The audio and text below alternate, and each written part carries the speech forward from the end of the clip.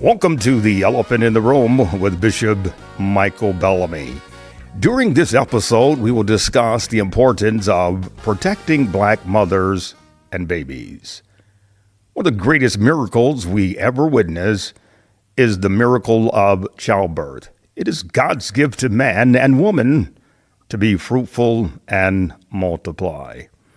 In James chapter 1, verse 17 and 18, I'll read it for you from the King James Version. Every good gift and every perfect gift is from above, and cometh down from the Father of lights, with whom is no variableness, neither shadow of turning. Of his own will begot he us with the word of truth, that we should be a kind of first fruits of his creatures. From conception to labor and from delivery to recovery, the focus of parents and medical professionals must be to ensure that mother and child are safe. But friends, there is an elephant standing in America's proverbial living room.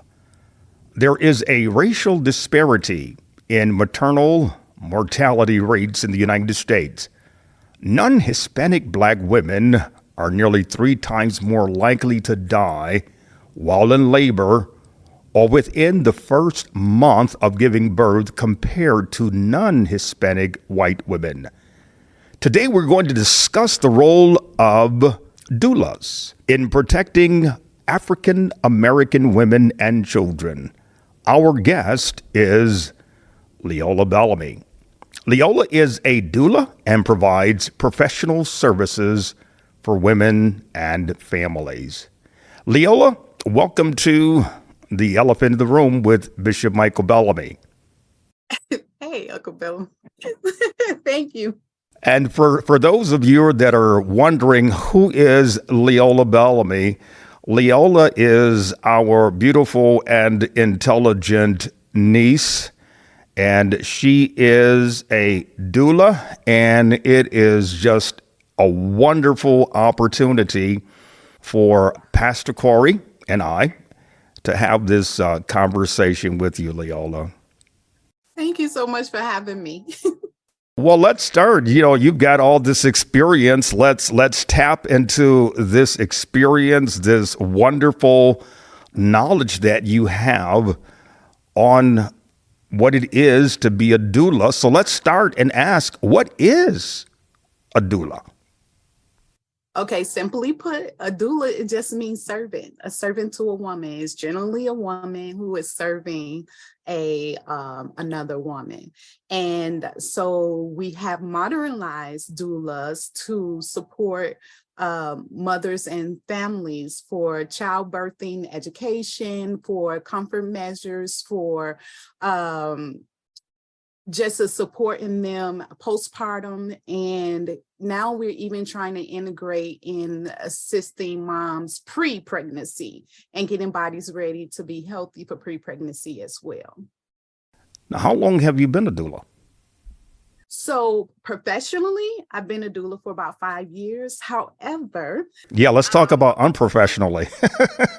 Professionally, but my sisters will remind me that I've supported all my nieces and nephews' deliveries. Wow. So I've had the pleasure to support as just a support person, loving the dynamics of labor and delivery, and just seeing a baby as they enter into the world is just like super amazing. And I had some issues with myself I lost a grandbaby, and then I lost a god baby due to what I feel like was negligence in the medical field. As a result, it pushed me into being a doula.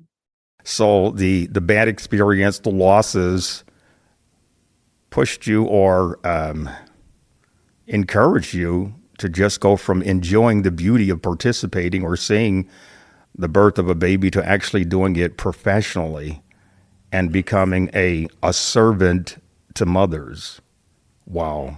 What a beautiful story that is. So what does a doula do? What role do you play? How do you serve these mothers? Sure. So a doula provides childbirth, lactation education, assisting with birthing plans, comfort measures, labor and delivery support, or coach. They do something as simple as taking pictures and remind the mom and the support team to advocate for herself in one of the most vulnerable times of her life. Now, are you all well? You're professional because you have professional training, but do you provide medical care? Are you required to have medical knowledge to serve as a doula? So many doulas work in different scopes. Some doulas are herbalists, some doulas are midwives, some doulas are mentrices, which are student midwives, some doulas are simply just doulas. Doula, however, their scope of practice is not medical at all. So they provide emotional support, educational support, and they provide labor and delivery support. The reason why I state that they educate and empower mom, because they educate and empower mom to advocate on her own for providers. So we don't tell her what to do. We listen to what it is that she would like to see for her vision, for her experience, and then help her manage that by making decisions, the proper decisions. Something as simple as a provider, for example. If your desire is to have a birth at home or have a natural birth, you probably don't want to find a provider who has 98% inductions. Okay. Well, back in the day when Marie was having our children, I remember going to Lamaze classes and getting on the floor and practicing breathing techniques with her, and then going into the delivery room, which was so exciting, going into the delivery room while she was in labor and helping her with breathing and all of that good stuff. Is this what you all do as well? Help with breathing technique and kind of get her prepped for the delivery of the baby? We definitely do. Some moms decide that they don't want to labor at the hospital and they prefer to labor at home. So they'll have a professional to help them labor at home. One of the things that I'm very good at is listening to mom's birthing plan. And so, for example, I had a mom who stated that I want to do all of my labor at home, but I want to be at the hospital enough time to get an epidural. So after we do education on the benefits and risk of an epidural, then she decides that that's what she wants. And then we labor at home. I count contractions with her. I help do comfort measures with her. I help her exercise, such as lunges, side lunges, squats, rolling on the balls, rubbing her back, her feet, everything like that. And then we go to the hospital just in time to get an epidural. It just depends on what it is that she desires. That sounds too exciting. I mean, it sounds like she wants to wait until the last minute. Actually, she really does. Because if you think about it, when you go into a hospital, it's very sterile. It's not hand-friendly. It's not very family-friendly. Not allowed to eat. You're not, sometimes depending on how they monitor baby, you may not be able to get out of bed. So this way you have a more natural way of being able to process the labor process versus when you go into the hospital, you're a lot more restricted. So I don't know if this is a good or an appropriate question to ask. So are you measuring the expecting mom in centimeters or just in dilation or based on how frequent her contractions are? No, sir. That is out of the scope of a doula. A doula does no medical. Okay. So you're just going based on how close her contractions are and how long those contractions are lasting based on your experience to know, hey, it's time to go. Yes, sir. Usually about 5-10 minutes apart, contractions steadily within an hour or so. Usually it's about time for baby to come. So depending on that, you'll have an idea. This mom, she wanted an epidural. So usually in that stage, that active labor stage, before she gets to 7 meters, she's not eligible for epidural, using that as an example. So you count the contractions. So instead of it being 5 to 10 minutes apart, it would be more like 20 to 15 minutes apart. And then, of course, you got to track the travel time as well.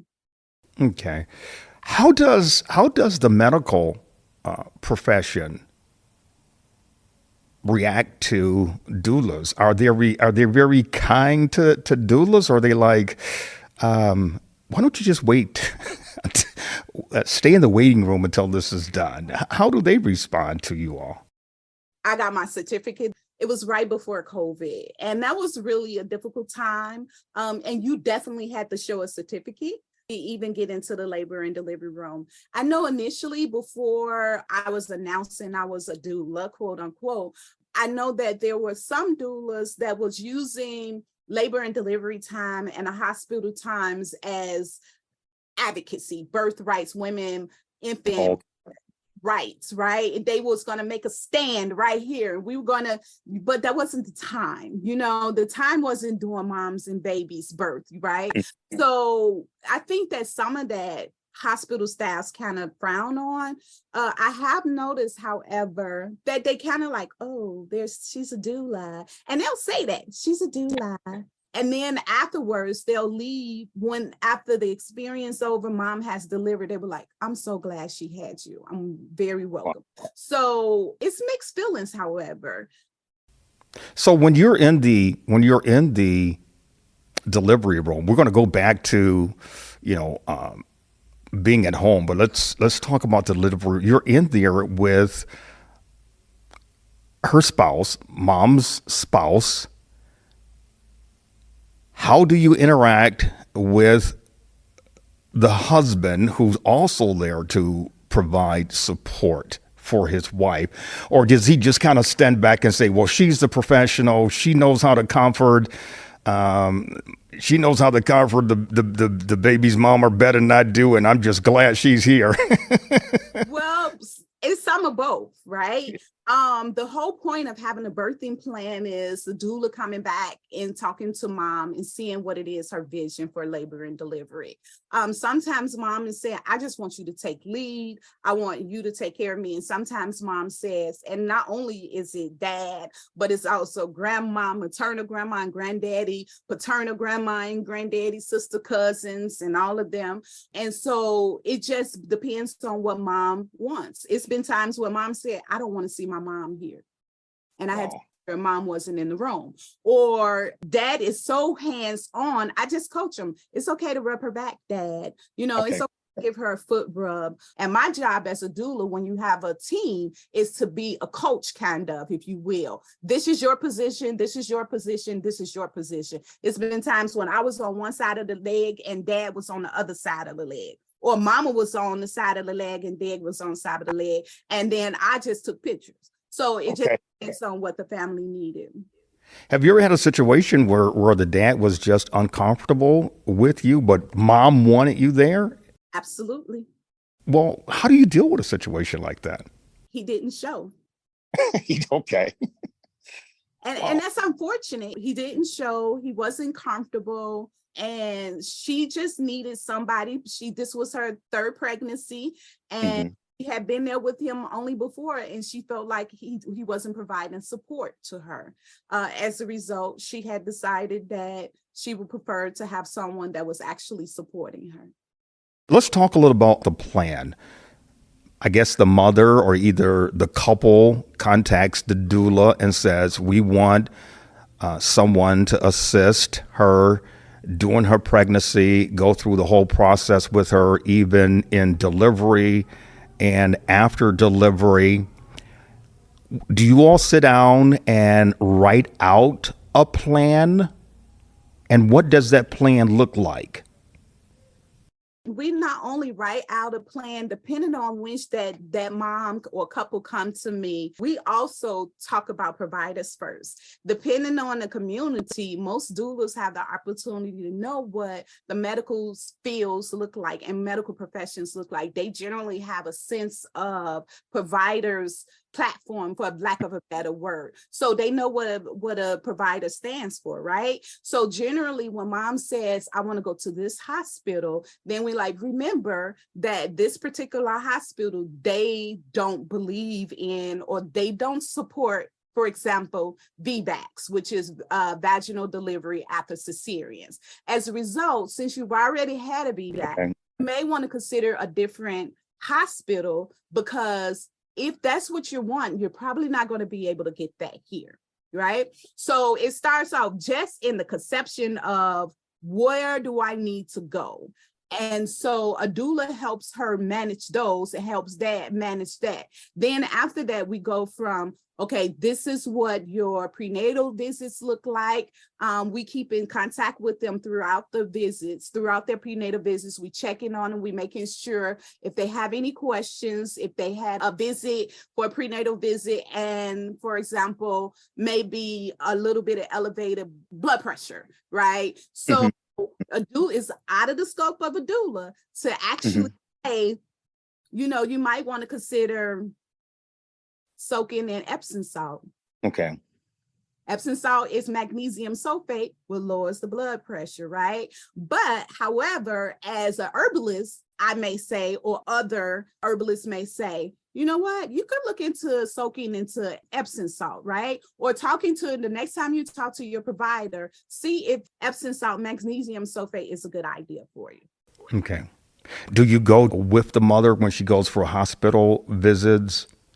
I have not. Moms generally don't prefer for you to go with them when they go to their medical appointments, simply because it's already chaotic already. Generally, they want to kind of like decompress after.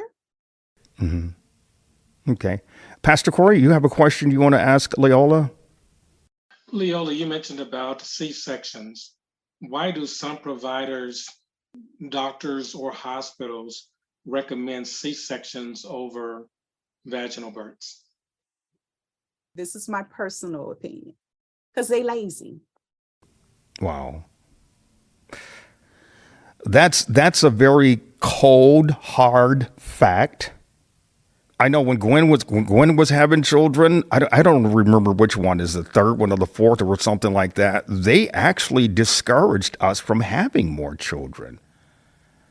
Now, I don't know if it was because of our race or because they just felt like, 2 or 3 children are enough.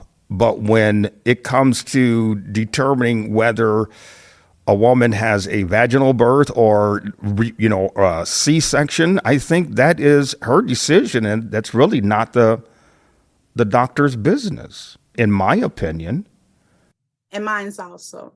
I have found that, like, for example, I had a mom whom they strongly encouraged mom to inductions. So I don't know if we're allowed to talk about this. We did talk about the fact of what a doula does, but she also, when in the childbirthing education, she does talk about inductions. Inductions lead to about 38% of cesareans, right? Emergency cesareans. Also to that, and you can't have an induction without having an intervention, right? In interventions, it increases the 38% to 68% of cesarean sections. So I feel like that many times it's just due to a schedule of a provider. It's just simple.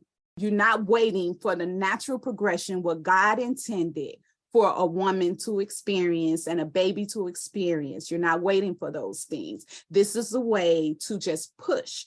As a result, it's one of the reasons why we're losing so many people. Not only are we losing them, moms and babies in cesarean sections, but we're also losing mom and babies just in the complications of labor and delivery due to simple things like inductions.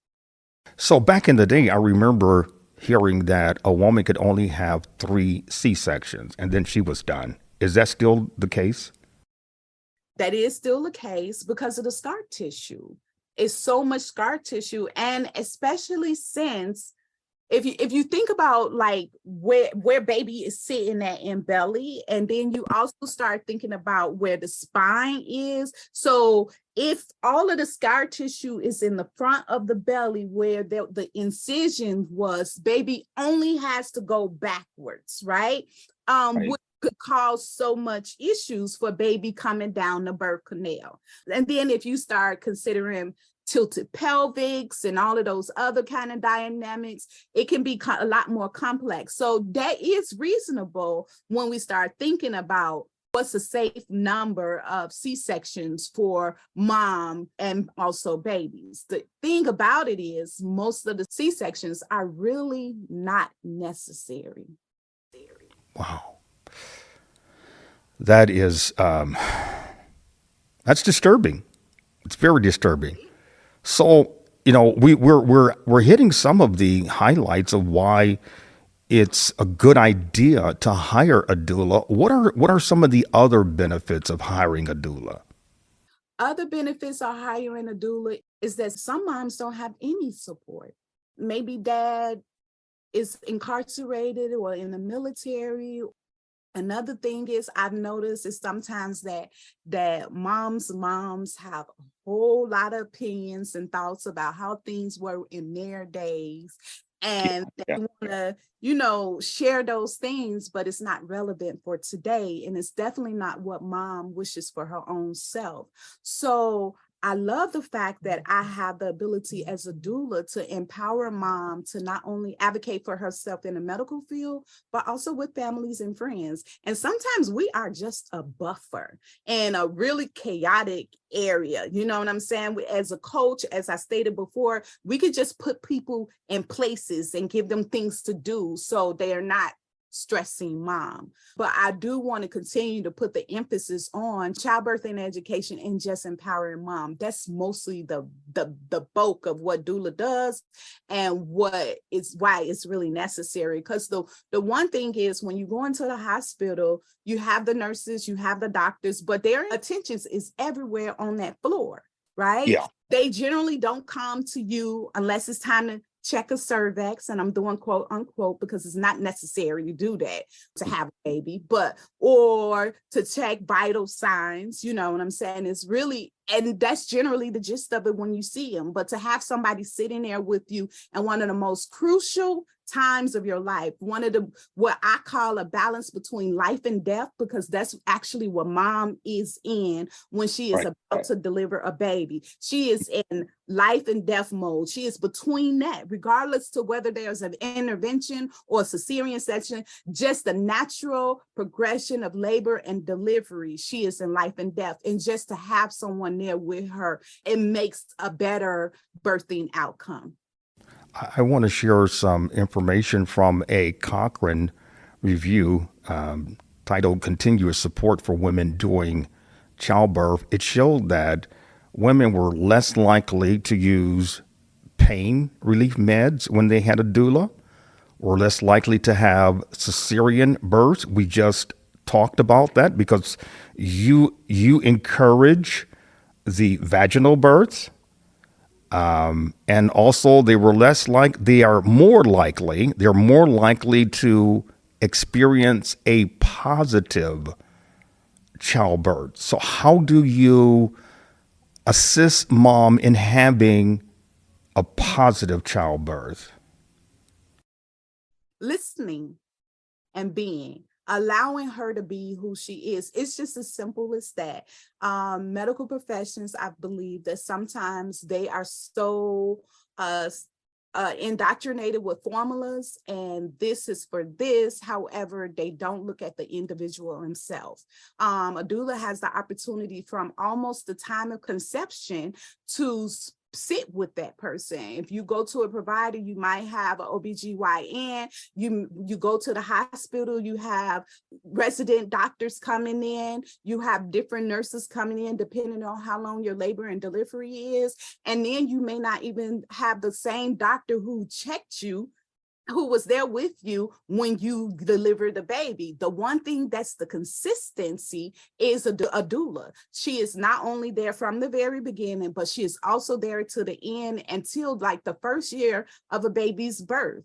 So that's one of the reasons, because she has somebody that's familiar to her, that's heard her, that listens to her, and that wants to implement what it is that she wants. I want to share another interesting fact. According to this review, doulas decrease cesarean sections by 50%, labor length by 25%. You all are almost working miracles in there. So I could tell you how that is. One of it is we are laboring at home. When you labor at home, there is a less likely chance of you having a C-section, because we are allowing the natural body to do what is naturally created to do. And we have educated mom on that as well, right? So from the very beginning, when she says, I want a natural delivery, we tell her the ways of having a natural delivery.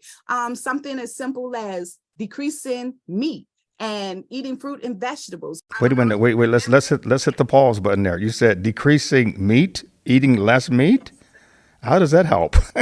That helps because it cleans out the colon with eating more green vegetables, right? I don't know if you remember when Auntie Gwen was in labor and delivery, they probably gave them an enema. Remember, they stopped giving enemas. Yeah, I remember that. So the one thing about giving enema was sometimes the feces impacted, and baby is like this trying to get through the birthing canal, but they can't get through because you pull literally. Yeah. Okay, so by decreasing the amount of meat that mom eats, so that's a change in diet, she's able to shorten the length of her labor by up to 25%, and then pain meds by 40%. Do you all advise mom against or for epidurals? Because I'm looking at a stat here where the role that you all play decreases the use of epidurals by 60%. Remember when I told you I had a mom who decided she wanted to labor at home and get an epidural? It is not our job or a scope of practice to say, do not get an epidural. The only thing that we do, however, is see what mom wants, and then we implement a plan. Plan simple as side lunges, squats, using what is called a rebozo. That's a material that kind of shingles the waistline, that it has baby to come down the birth canal. It's so many techniques that you can do naturally to prevent cesarean sections that you could do simply at home by just inverting your body and just using gravity, and so that is what doulas are doing. Remember, we are not allowed to practice medicine. We're not allowed to suggest taking medicine or anything like that. The only thing we can do is advise, and an advisement is to try to do everything natural. Thank you for joining us for this episode. And if you want to know more about doulas, please contact us, and we'll be more than happy to share more information with you on protecting Black mothers and babies. God bless you all. Be safe and stay healthy.